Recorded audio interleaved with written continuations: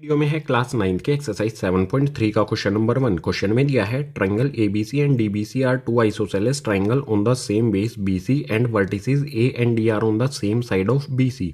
If AD is extended to intersect BC at P show that. Question में हमें ये figure given है तो इसी से समझ लेते हैं।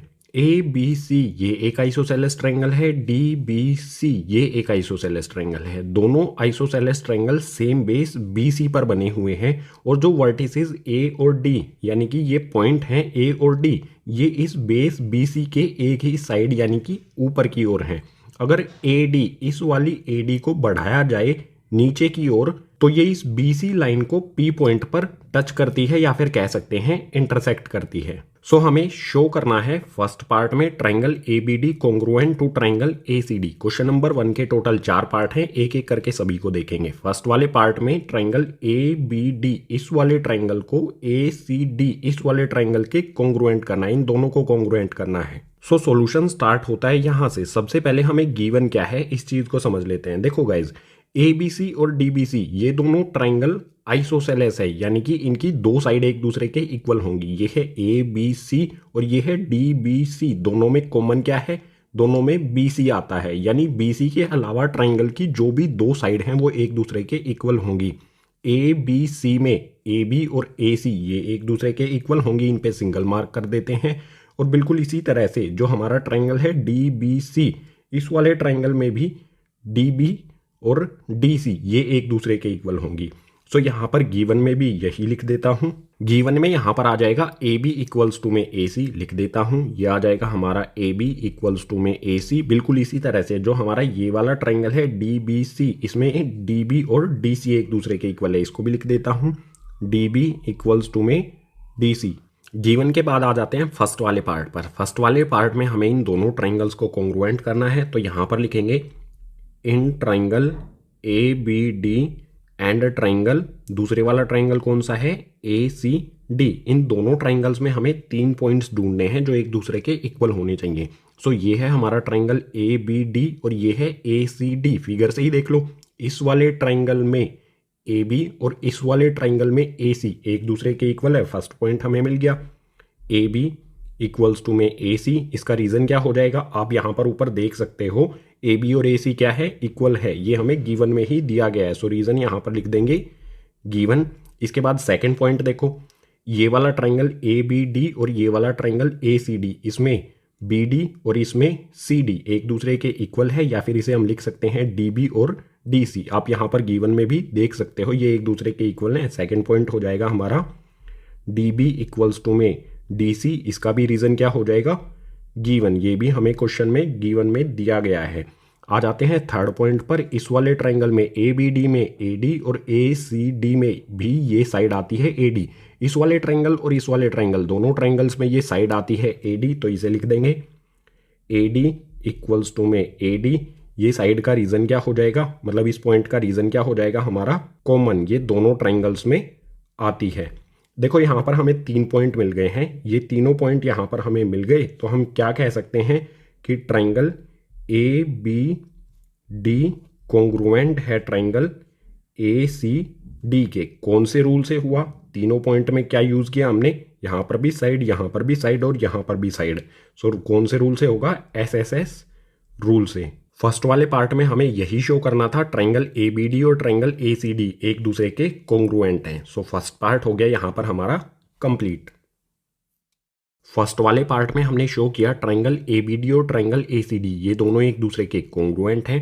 अब सेकंड पार्ट में हमें शो करना है ट्रायंगल ए बी पी और ट्रायंगल ए सी पी ये दोनों एक दूसरे के कॉन्ग्रुएंट हैं। फिगर से देख लो, ये है ट्रायंगल ए बी पी, ठीक है, ये ट्रायंगल ए बी पी और ये ट्रायंगल ए सी पी, इन दोनों ट्रायंगल्स को हमें कॉन्ग्रुएंट करना है। सो सॉल्यूशन स्टार्ट होता है यहाँ से। जो भी ट्रायंगल्स हमें कॉन्ग्रुएंट करने हैं उन्हीं के बारे में यहाँ पर लिखेंगे। मैं लिखता हूँ in triangle A B P and triangle, दूसरे वाला ट्रायंगल कौन सा है हमारा? A C P.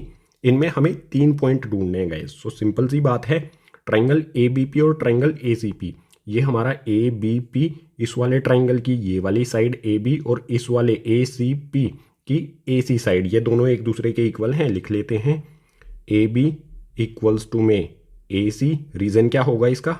Given.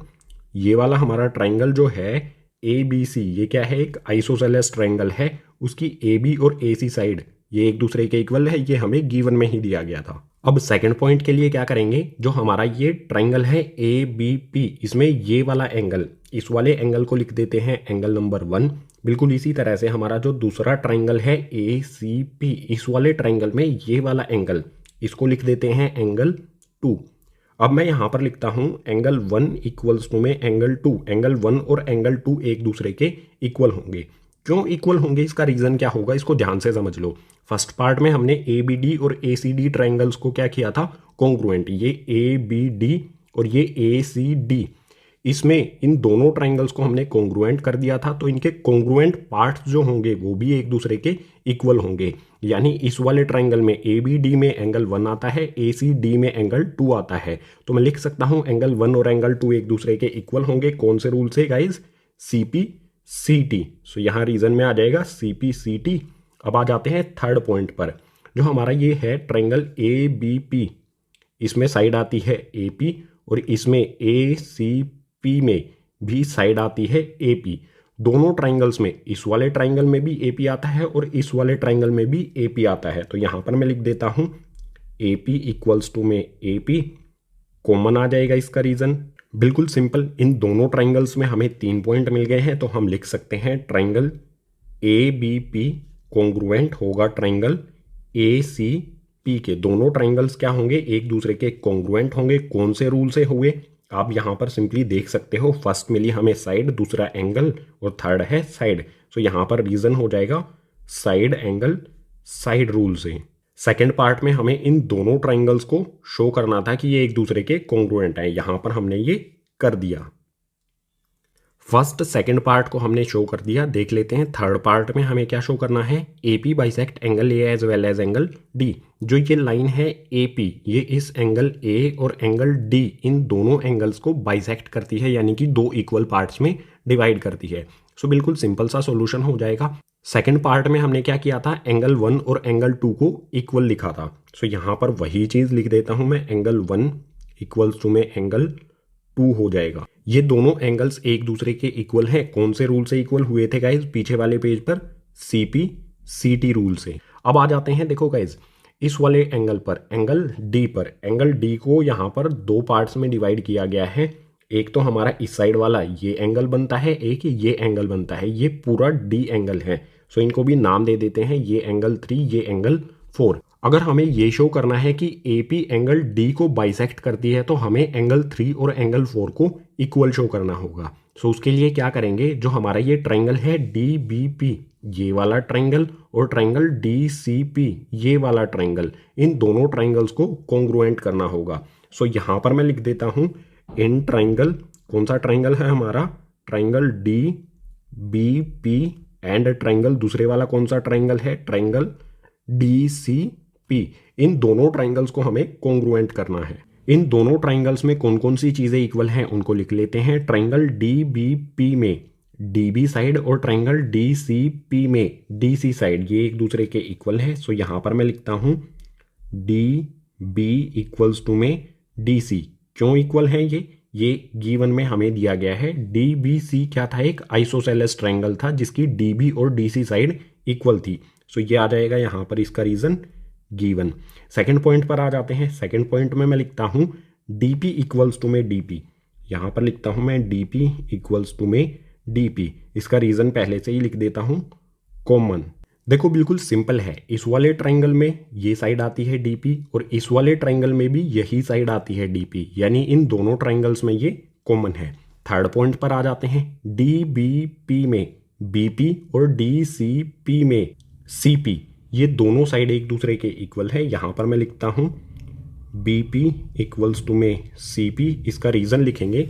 Reason क्या होगा गाइस, देखो बिल्कुल सिंपल है। ट्राइंगल ए बी पी और ट्राइंगल ए सी पी, ये वाला ट्राइंगल ए बी पी और ए सी पी, इसको हमने सेकेंड पार्ट में कॉन्ग्रुएंट कर दिया था।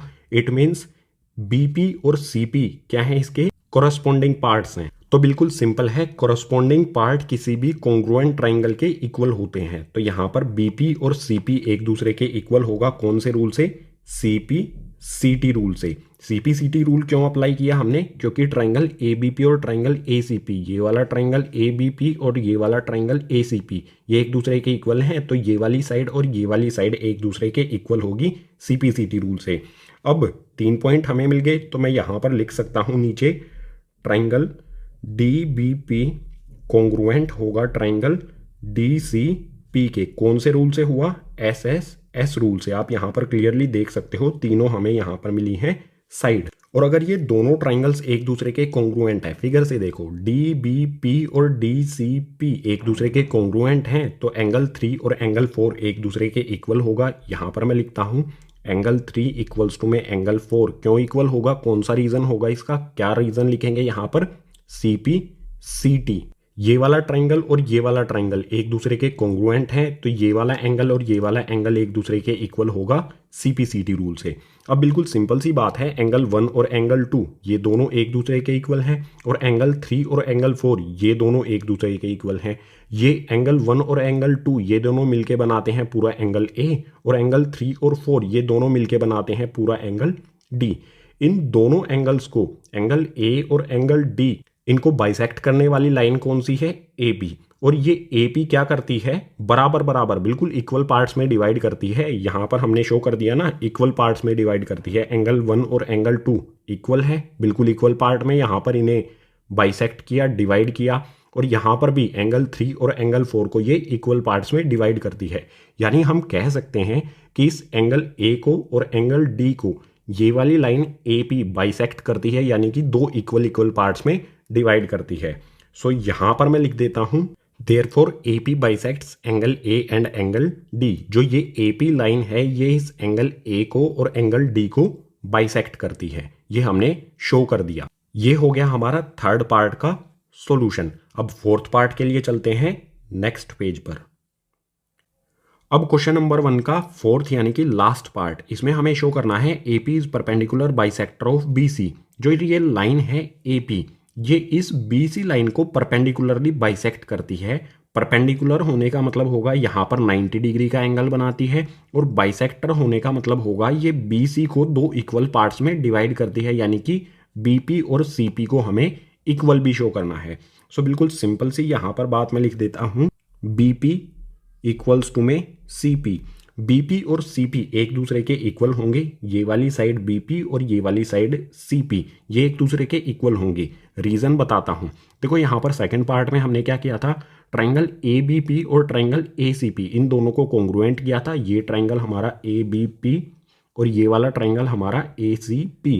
इन दोनों ट्रायंगल्स में इस वाले ट्रायंगल में आता है BP और इस वाले ट्रायंगल में आता है CP। कौन से रूल से ये एक दूसरे के इक्वल होंगे, बताओ जल्दी। CP-CT रूल से। मैंने ही लिख दिया आपके बताने से पहले। ये दोनों एक दूसरे के इक्वल हैं, BP और CP एक दूसरे के इक्वल हैं। इट मीन्स AP जो लाइन है इस BC को बाइसेक्ट करती है। ये तो हमने शो कर दिया। अब ये भी शो करना है कि ये परपेंडिकुलर है, यानी कि यहाँ पर 90 डिग्री का एंगल बनाती है। इन एंगल्स को नाम दे देता हूँ। ये 3 और 4 जो है ना, इसको रब कर देता हूँ यहाँ से, ठीक है। यहाँ पर मैं इस एंगल को नाम दे देता हूँ एंगल नंबर 5, और इस एंगल को नाम दे देता हूँ एंगल नंबर 6। अब एंगल 5 और एंगल 6 ये एक दूसरे के इक्वल होंगे। यहाँ पर मैं लिखता हूँ एंगल 5 इक्वल्स टू में एंगल 6। ये भी किससे होंगे, CP-CT से। देखो गाइज, ABP सेकंड वाले पार्ट को ही हम यहाँ पर फॉलो कर रहे हैं। ABP ये वाला ट्राइंगल, ACP ये वाला ट्राइंगल एक दूसरे के कॉन्ग्रुएंट हैं, तो इस वाले ट्राइंगल का एंगल 5 और इस वाले ट्राइंगल का एंगल 6 ये दोनों क्या होंगे, एक दूसरे के इक्वल। कौन से रूल से, CP-CT। अगर CP-CT आपको नहीं पता है क्या होता है, तो इस चैप्टर का इंट्रोडक्शन पार्ट ज़रूर देख लें, उसमें डिटेल में एक्सप्लेन किया गया है, ठीक है। ये एक दूसरे के इक्वल होंगे। ये जो हमारी इक्वेशन है इसको नाम दे देंगे इक्वेशन नंबर 1। अब नेक्स्ट पॉइंट में क्या लिखता हूँ कि एंगल 5 प्लस में एंगल 6 इक्वल्स टू में होगा 180 डिग्री। ये दोनों एंगल्स को अगर हम ऐड करें तो 180 डिग्री के इक्वल होगा। क्यों होगा, क्योंकि BC क्या है, एक स्ट्रेट लाइन है। ये एक सीधी लाइन पर बने हुए दो एंगल्स हैं एक ही साइड में, तो इनका सम होता है 180 डिग्री। और इसका रीजन क्या होगा, चैप्टर नंबर 6 में हमने क्या पढ़ा था, लीनियर पेयर। अब सिंपली आप यहां पर देखो, एंगल 5 और एंगल 6 इक्वल हैं, तो इस एंगल 5 की जगह पर मैं एंगल 6 लिख सकता हूँ ना। एंगल 5 किसके इक्वल है? एंगल 6 के। तो इस एंगल 5 की जगह पर मैं एंगल 6 लिख देता हूँ। यहाँ पर आ जाएगा एंगल 6 प्लस में यहाँ पर हमारा क्या है, ये एंगल 6 एज इट इज़ आ जाएगा। एंगल 6 इक्वल्स टू में 180 डिग्री। कन्फ्यूज़ नहीं होना है बिल्कुल भी। देखो एंगल 5 की वैल्यू यहाँ पर है एंगल 6 फर्स्ट इक्वेशन से। सो इस एंगल 5 की जगह पर मैं ये एंगल 6 लिख दिया। ठीक है, यहाँ पर एक दूसरे के इक्वल है तो ये हम एंगल 5 की जगह एंगल 6 पुट कर सकते हैं। एंगल 6 और एंगल 6 को ऐड करेंगे तो ऐसा मत कर देना, एंगल 12 हो जाएगा। ठीक है, ये एंगल की वैल्यू नहीं है, ये एंगल का नंबर है। तो एंगल 6 और एंगल 6 को ऐड करेंगे, ये हो जाएगा 2 एंगल 6 इक्वल्स टू में 180 डिग्री। एंगल 6 की वैल्यू क्या आएगी? इक्वल्स टू में 180 डिग्री एज इट इज़। जो 2 इसके साथ मल्टीप्लाई में है, ये मल्टीप्लाई में है, इसको इस साइड में शिफ्ट करेंगे तो हो जाएगा डिवाइड में। 2 से 180 को कैंसिल करेंगे, 2 9 ज़ा 18 और 0 एज इट इज़। यानी हमारी एंगल 6 की वैल्यू क्या आएगी? 90 डिग्री। जो हमारा एंगल नंबर 6 है ये 90 डिग्री का हो गया। अगर एंगल नंबर 6 90 डिग्री का है तो 5 भी कितना होगा? 90 डिग्री का होगा। यहाँ पर यानी 90 डिग्री का एंगल बनता है।